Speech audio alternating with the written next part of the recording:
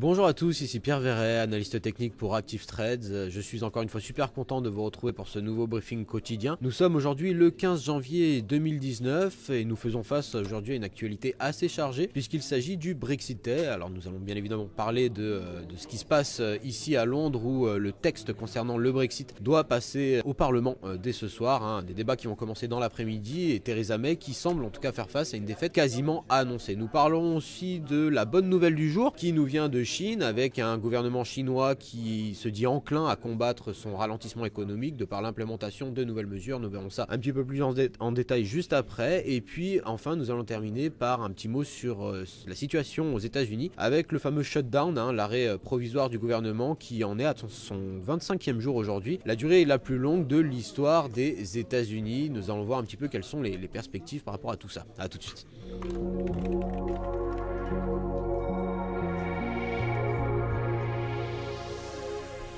Tout d'abord, un traditionnel tour sur les marchés actions. Du jour au lendemain, l'indice MSCI Asia Pacific a progressé de 1,1%. Les investisseurs ayant dans l'ensemble bien salué les mesures annoncées par la Chine pour combattre son ralentissement économique, un sujet que nous allons évoquer juste après. Tandis qu'au Japon, l'indice Topix a clôturé en hausse de 0,9%. Le Nikkei 225 a quant à lui clôturé également en hausse de 1,24%. Donc voilà, vraiment des ouvertures sur des gaps haussiers assez significatifs sur les marchés actions. En Europe, situation un petit peu similaire. L'indice Stoxx 600 a progressé de 0,1% à l'open, ce qui est encore une fois bien au-dessus des sommets de la première session de la semaine, mais les données du PIB allemand continuent de peser sur la confiance des investisseurs et ont par la suite provoqué une rapide correction de ces marchés actions en Europe. Aux États-Unis, les contrats à terme sur l'indice SP500 indiquent une open légèrement en hausse, le rendement du trésor à 10 ans s'établit à 2,686% et l'or est de nouveau orienté à la baisse. Une défaite annoncée pour Theresa May. C'est sûr que voilà, si vous êtes trader, le seul coup gagnant aujourd'hui pourrait être de ne pas agir sur les marchés. C'est ce qu'affirmait Citigroup Incorporated ce matin, qui assiste à une flambée de volatilité alors que la première ministre britannique Theresa May fait face à une défaite quasi certaine lors du vote parlementaire de son projet de sortie de l'Union européenne. Si elle perd par plus de 100 voix, Theresa May pourrait être confrontée à un défi de leadership, à un vote de défiance ou même à une nouvelle general election. Le vote ainsi que les amendements proposés commence à l'heure où je vous parle, avec le résultat final attendu plusieurs heures plus tard aux alentours des 20h30, 21h normalement.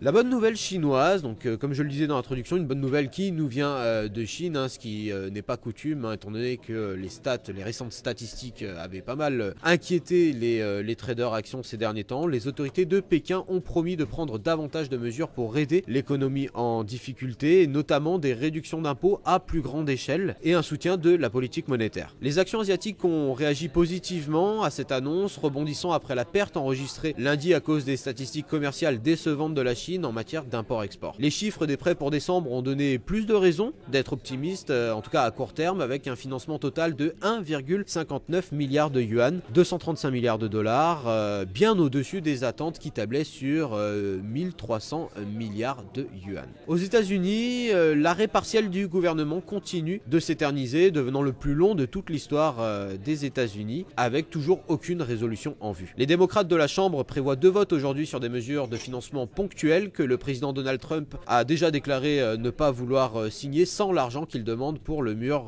de la frontière avec le Mexique. Alors que le manque de financement fédéral continue de réduire les services, les avertissements sur les retombées se multiplient. Aujourd'hui, c'est Sam Berger, un conseiller principal du Center for American Progress, qui a averti que les shutdowns ne se font pas de manière linéaire, mais qu'ils devenaient de plus en plus mauvais de manière exponentielle. Voilà, c'était tout pour moi. Faites attention, alors aujourd'hui surtout sur les actifs en GBP, avec notamment les pics de volatilité, puisqu'on est en plein dans la journée du vote du Brexit, avec des débats qui commencent cet après-midi et un vote final qui aura lieu ce soir. Donc faites attention jusqu'à la clôture des marchés ce soir sur les actifs en GBP par rapport à ces spikes de volatilité que vous pourrez être amené à observer. Voilà, c'était tout pour moi. Je vous retrouve dès demain pour un nouveau briefing journalier. D'ici là, bon courage et bon trading à tous.